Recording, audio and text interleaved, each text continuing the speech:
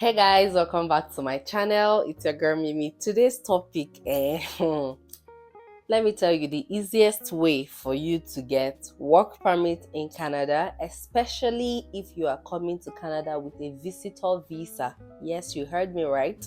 If you're coming to Canada with a visitor visa, you know that you cannot work with visitor visa, but you probably heard that there are certain jobs where you can get and then get an LMIA and then go to the US Canada border flagpole and then come back to Canada with work visa. All these things are absolutely true, but it's not as easy as I said it.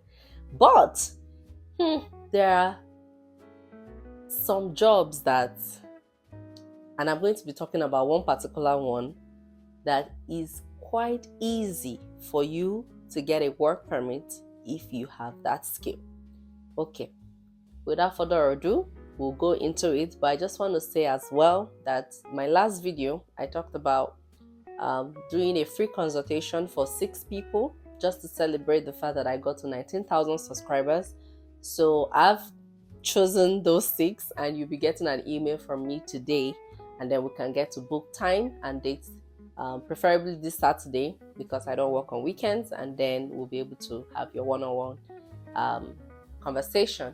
Just for transparency's sake, I'm just going to put them here so you know that I did choose you, and you'll be expecting an email from me. All right, so you want to come to Canada but you cannot afford the permanent resident route, and you also don't have money for student visa, and you cannot do PMP and all of that. You've probably heard that Canada is dishing out visitor visa like never before. That is true. The country is opening up, inviting talents here and there, and you're thinking, okay, visitor visa is quite cheap. As a matter of fact, the application itself takes like $185. I know this because I've applied for a family member before, and then you need to show there's no particular amount that you need to have in your bank account per se, but you just need to have enough money to prove that English, to prove that you'll be able to take care of yourself within your stay in Canada. Now, what do I mean? Because if you're doing federal or provincial nomination, or you're doing PR, you know that there are specific amount that is mentioned on the IRCC website that you must have in your bank account as proof of fund. But if you're coming as a visitor visa, it's not necessarily specific, but let's say you want to come and spend a week or 2 months, so it's going to vary. Someone that is just coming to Canada for a week, stating that, oh, I'm only coming for a week and this is my account statement, and let's say that person has $5,000 Canadian dollar, and someone who is coming to Canada to spend 3 months, each visitor visa allows you to stay at least 6 months in Canada. If you then want to stay 5 months in Canada, you cannot have the same account statement as someone who is planning to stay 1 week in Canada. I don't know if that makes sense. So you just need to be able to prove that you can afford to take care of yourself in Canada during your visit, and you would also be able to, that you would be coming back. You have to show a tie. Okay, let's say you have a family, you are married, you work in Nigeria or school in Nigeria, something that shows that you do have something to go back to. It's just, those are the 2 compulsory requirements, to be honest, when you are applying. The mistake a lot of people make, however, is that when they get to Canada, I'm going to get to the topic of this video, but I'm building a foundation, because see, people get to Canada and get turned back. Okay, so when you get to the border, at the port, when you get to the airport and you landed, you're now in Canada, immigration is asking you, so what's your purpose of visit? They start asking you questions like, so if you get a job, would you stay back in Canada and work here? Let's say you get a good, and then you open your mouth and say, yeah, I don't mind. Why not? Hey, then they'll turn you back, right? Anyway, I think I would do a video where I would say common mistakes that people make when it comes to Canada. But then, since today's topic is about you getting a work permit with your visitor visa, the easiest and the simplest route is through driving. I'm telling you the truth. If you're coming here with white collar job as a banker, as a this, as a that, your chances are really slim compared to someone who is a driver. And when I say driver, I'm talking specifically about truck drivers. If you notice the new express entry now, they are taking healthcare workers, people in tech, and truck drivers. These are the 3 top categories of people that Canada is looking for right now. Okay, don't take my word for it. Go to IRCC website, check what they are looking for. Now, truck driving is one of those jobs that you can easily get an LMIA, which is that document that allows you to convert your visitor visa into work visa. So the way it works is that you come to Canada with visitor visa, then you get a truck driving job if you already know how to drive truck. Now, you cannot just land here and say because you already know how to drive truck, and then you get a job that would, and then start driving the next day. No, because you still need a license, right? So what you would do is that you have 6 months. Every Canadian visitor visa allows you 6 months to stay in Canada. So you land as a visitor. The next thing is for you to start. If I were you, if I land today, I sleep the next day. The following day, I'm going to go out there and I'm going to go straight to the registry and say that I want to apply for my truck driving license. If you already know how to drive a truck, this is why I say, don't say when I get to Canada, I'll find my way. Start learning these skills back where you are, because number one, it is cheaper for you. You see, and then you don't have to get here to start learning these skills in dollars. So if you already know how to drive a truck from your home country, when you get here, what you're going to be bothering yourself about is getting a license, which you can apply for that license even on visitor visa. You see? So because of the huge shortage of truck drivers in Canada, do you know how big this country is? Canada is the second largest country in the world by landmark after Russia. So it is so big that they need, how do you think goods get from Ontario to Alberta to Saskatchewan to Manitoba to Prince Edward Island to Yukon? How do you think all these people to Quebec? How do you think these things are being moved? The country is so big, even if you are flying from Calgary to Ontario, you're going to spend 3-4 hours. Imagine, in the same country. It's so big, so they need truck drivers to pick goods from one province to another province. Talking about that as well, you know that US is very close to Canada, right? And it is one of the biggest in terms of like trade country.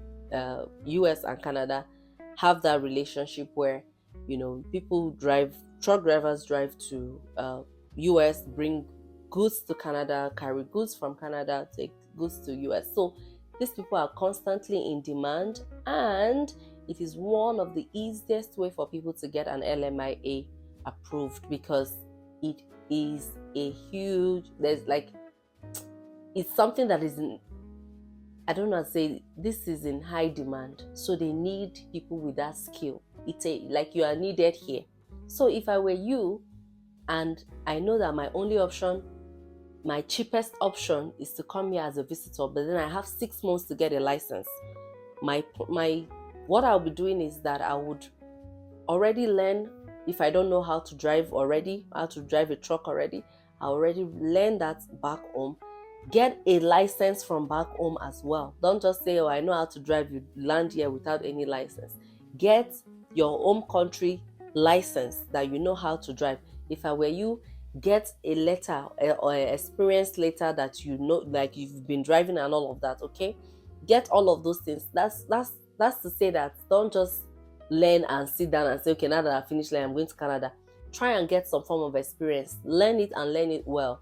When you get here, go to the registry, register to get your license, and then do the road test. Once you get that license, there are jobs waiting for you. As a matter of fact, I've heard people say that as soon as they are finishing their truck driving license, there's already company waiting to grab you, okay, because you are in high demand. And driving truck is not like driving a car. It's not the same thing as me just cruising on my car. Like, driving a truck is a special skill.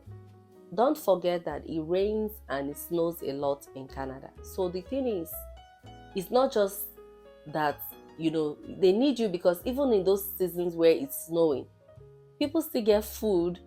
People still transport things from one province to another. Who is going to be driving in those icy road, in those snowy road, in those when it's snowing and all of that?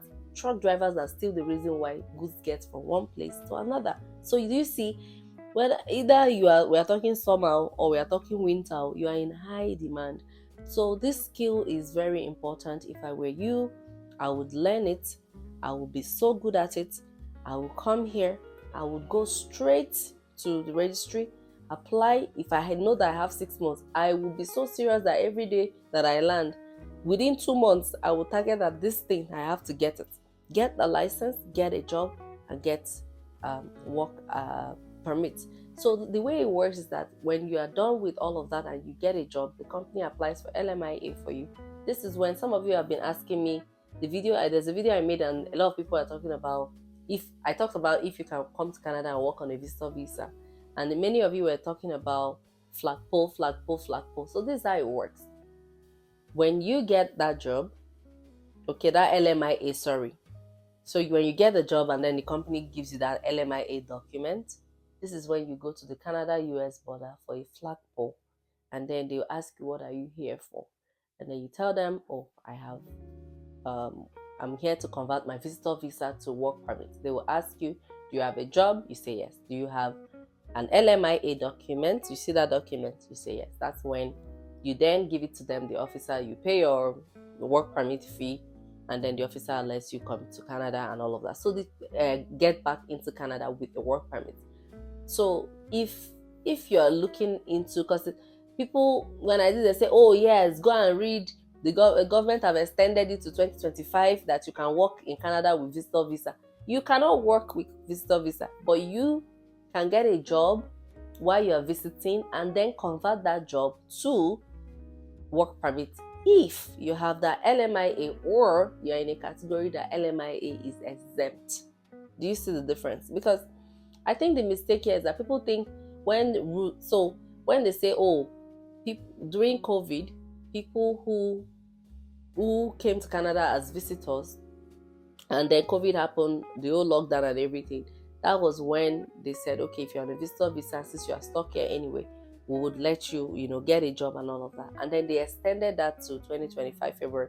So a lot of people are thinking, so I can just land in Canada as a visitor visa and start working. You cannot. The law is still the law. With visitor visa, you can't. But if you do get a job, due to the fact that your skills are so in high demand, you can then convert that visitor visa through this flagpole that I'm talking about as an example to work permit, which then lets you work. This thing sometimes sounds like Chinese. It sounds like, like it's too much of information, but it's really not that hard. It's pretty straightforward, to be honest. So go to Job Bank, look for jobs that are LMIA exempt or jobs that are giving LMIA. The truth is, the advantage that somebody who is coming to Canada with a visitor visa has is this person is already here.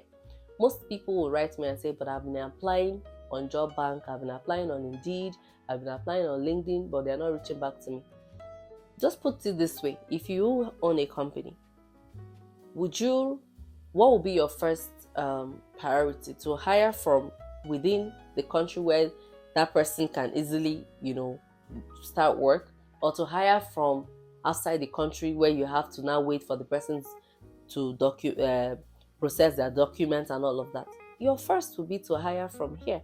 So that's the advantage that people with visitor visa has over people who are applying from outside Canada for jobs that are LMIA, that are giving LMIA or LMIA exempt. So if you're already here as a visitor, you've gotten a license, and then you see, just type truck driving jobs, you see the vacancies, and then you apply. The truth is, that employer that is seeing you, that sees that you already have a license, It's going to prioritize you over an experienced truck driver that is outside the country, that you still don't know if the person will pass criminality check or pass biometrics, when they run background checks on them, if they've committed, you don't know. But the person that is here, you know that for that person to get that visitor visa, the person had done biometrics, which means that the government of Canada, the immigration, they've run background checks, criminality checks, and all of that on the person. So you only know that as a company, this person just needs to go do flag four in the US border and come back here. And then the person can start working. I can also see this person one-on-one because this person is inside the country compared to someone who's outside. So what are the odds that if I hire you, that you'll be able to immigration? Because at the end of the day, company can give you an LMIA. It's still the immigration that determines if you would get the visa or not. And speaking of that, this is very easy to scam. I think that should be another topic. It's very easy to scam a desperate visa seeker. When people send me emails and say, Mimi, please, I need work permit and I want to come in 3 months. This is when I know that this person has no clue what it takes to process, or even the steps that it takes to have an original, to have visa, to have, you've not done any form of visa processing. Because how are you telling your agent, let me just say you are speaking to an agent that way, that you need your work visa and you need it in 3 months. How is the agent going to give you a job? Does the agent own companies in Canada? So you know that for you to get a job, there has to be a company that is offering that job. You too need to have the skill for that job. And there is now the other part where immigration is the one that determines if you will get a visa or not even the company that is giving you a job. So when you start telling someone that I want it in 3 months, does the person work in IRCC? Is the person the agent that is going to approve first step, second step, third step? How do you know the processing time? How do you, if you put yourself, and these are the ways that people that scam knows how to scam you. They just tell you, oh, okay, no problem, we can do it for you. But you forget that that person is an agent that is just putting documents together and submitting. The ultimate decision about who gets a visa and who gets denied is from immigration. It has nothing to do with your agent or even you if you're applying it by yourself. So don't sound so desperate without doing your research to know things that you need to start gathering. Okay? Alright, so for me, truck driving is at the top. If you're watching me now and you feel like, man, this is something I can do now, I love to drive, okay, what does it really take? Go to a truck driving school in your home country, or even get those truck drivers, especially in my home country where truck drivers are always on the road. Learn these things and then get here. Don't just come with certificate, degree, because you are not the only one that is educated. Many people are now looking for skills, not necessarily degree. And that's why when I started talking about IT jobs and all of that, short certifications that push people into full stack development, into software engineering, all these things that people go into these days, data analytics, cybersecurity. It's not about master's degree, skill. And when we talk about blue collar job, which is carpentry, plumbing, truck driving, all this, people that are building all these houses everywhere, these people have skills that they've learned. It's with them. You can't take it away from them. So if you land without skills and all you have is degree, you still need to be able to also have communication skill to convince the HR person or whoever is interviewing you to hire you. So either way, you need your skills to be top notch. Okay. Thank you. I'm done ranting. I hope this makes sense. I'm not feeling too well, so like I said, I'm going to be sending those emails to those of you that have picked the 6 of you for my 30 minutes free consultation to ask me anything. Because I'm excited. I'm celebrating my 19,000 subscribers, and if you haven't subscribed, please do so, because I intend to make this a monthly thing where I feel like it's necessary for me to give back, where you get to hear one-on-one from me, ask questions that you probably don't want to put in the comment section, or you don't want to have it written, or just for your privacy's sake, or you just feel like it's something that is better discussed one-on-one. So going forward, every month I'm going to be doing picking 6 people, 30 minutes. I'll try to put some criteria, maybe like 3 male, 3 female, 30 minutes consultation, just so that we can, have this community that I'm trying to build as well. I don't just want to be here at the back of, in front of camera talking, and then you two are just there watching and all of that. Okay, so yeah, that's what I intend to do, to give back to you. So thank you so much. Click, share, like, subscribe, and see you in my next video. Bye.